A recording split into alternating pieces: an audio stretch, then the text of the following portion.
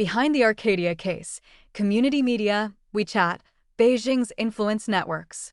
When federal prosecutors accused then Arcadia, California, Mayor Eileen Wang of acting as an illegal agent of China, one detail stood out in the court filings: the alleged influence operation network built through a Chinese-language news site. WeChat coordination, repost chains, civic relationships, and community trust. At the center of the case is the U.S. News Center, a Chinese-language media outlet operated by Wang and her former fiancé, Yaoning Mike Sun, according to the Department of Justice. Federal authorities allege the site presented itself as a local news platform serving Southern California's Chinese-American community while publishing content directed by Chinese Communist Party officials. According to Wang's plea agreement, Chinese officials sent pre-written articles to Wang and others through WeChat, including a 2021 article denying allegations of genocide and forced labor in Xinjiang. The filing alleges Wang reposted the article within minutes to the U.S. News Center, then sent the publication link back to the Chinese official.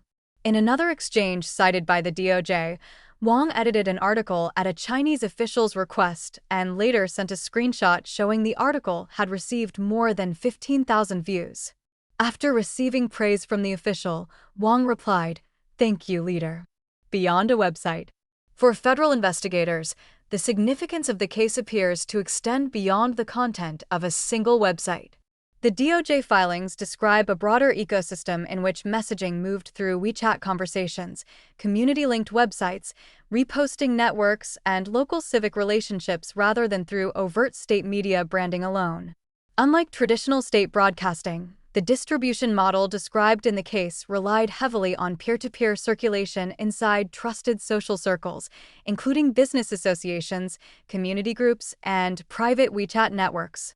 That ecosystem matters because influence within diaspora communities often depends less on formal authority than on familiarity, identity, and social trust. These nuances are common across all diaspora networks, as detailed in research by Alexander V. Gevorkian, a macroeconomist specializing in economic history, labor migration, and diaspora economics.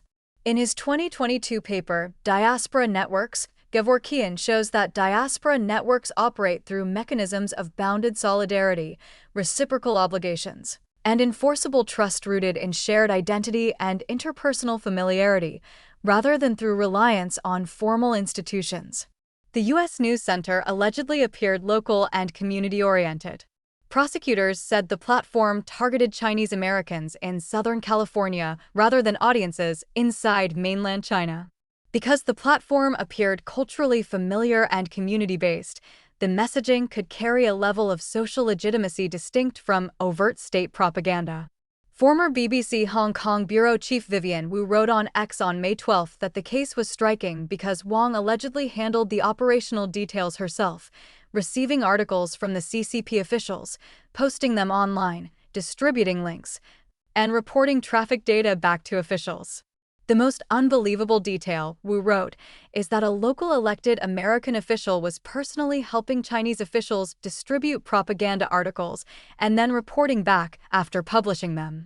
The DOJ alleged that multiple participants in the same WeChat group reposted identical articles across different websites shortly after receiving instructions from Chinese officials. Xing Shui, vice president of the Federation for a Democratic China, told the Chinese-language edition of the Epoch Times that such coordination showed how Beijing-linked influence activity could move through community-based networks rather than through overt state channels. The role of WeChat. The Arcadia case also highlights the central role WeChat plays in many overseas Chinese-speaking communities. For many Chinese-speaking users worldwide, WeChat functions less as a single social media platform than as an integrated communications infrastructure that combines messaging, payments, media distribution, business networking, event coordination, and civic communication. In mainland China, WeChat Pay has largely replaced cash transactions in many sectors of daily life. Overseas Chinese communities also use WeChat extensively for social communication, business activity, community announcements, political discussion, and media sharing. That integration gives information circulated through WeChat an unusual speed and reach within tightly connected social communities.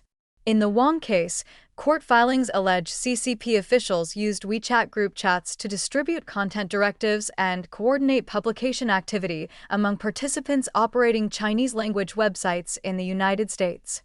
In a 2020 executive order, the Trump administration said WeChat collected large amounts of user information and warned that the data could give China access to Americans' personal and proprietary information. The University of Toronto's Citizen Lab reported the same year that WeChat monitored files shared by international users and used that material to train censorship systems inside China. The FBI has warned that the CCP seeks to influence public opinion and political activity abroad through both formal and informal channels inside diaspora communities. Community influence and political access. Federal prosecutors also tied the alleged media activity to broader community and political organizing efforts.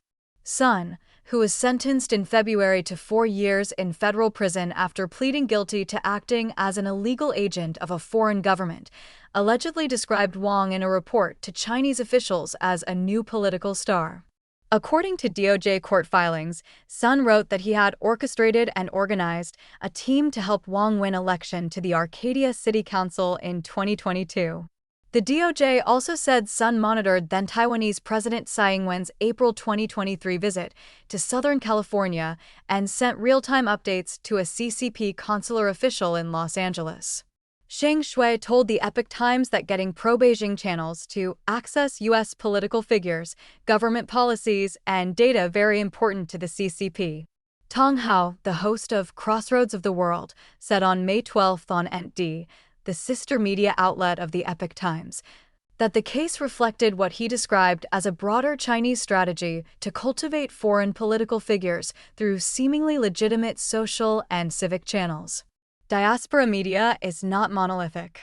The Wang case has also exposed tensions inside overseas Chinese-language media ecosystems, where outlets often hold sharply different political positions toward Beijing. Chinese-language media outside mainland China is politically diverse and often deeply divided.